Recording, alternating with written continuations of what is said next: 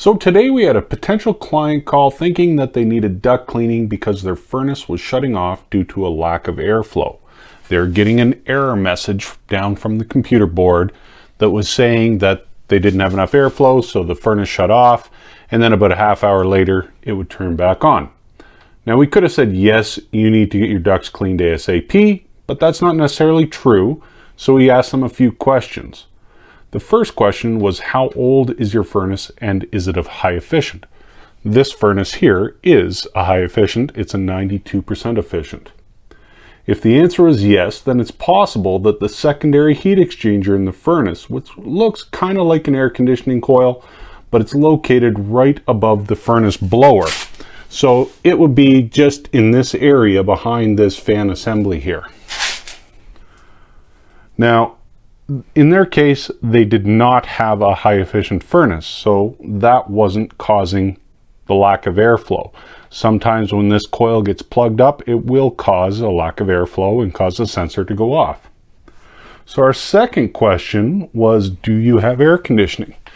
Now, your air conditioner might not look like this. This is a ready-made box for the air conditioner for this particular furnace, but you will have a coil that looks like that sitting above the furnace. Now you can see this coil is quite tight, so when it does get dirty, it fills up pretty quick, and then that can cause a lack of airflow. So we asked them, do you have air conditioning? Again though, that was not the case.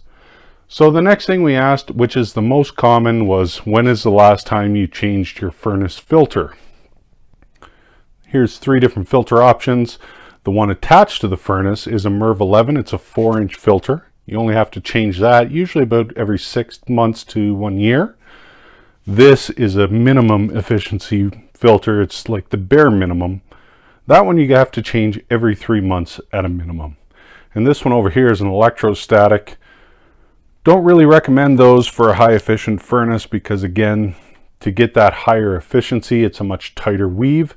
The same as if you went to the hardware store and you bought like a 3M filter that has a MERV 11 rating or MERV 12 maybe.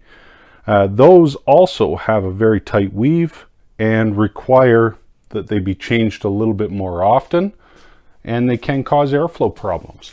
Usually on new furnaces, we don't recommend having anything that is more than a MERV 11.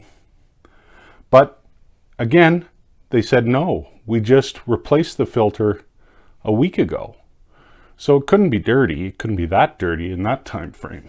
So it wasn't the case. So I asked their client, just pull the filter out, let it sit out, and then run your furnace. And sure enough, they did this, and the furnace worked fine.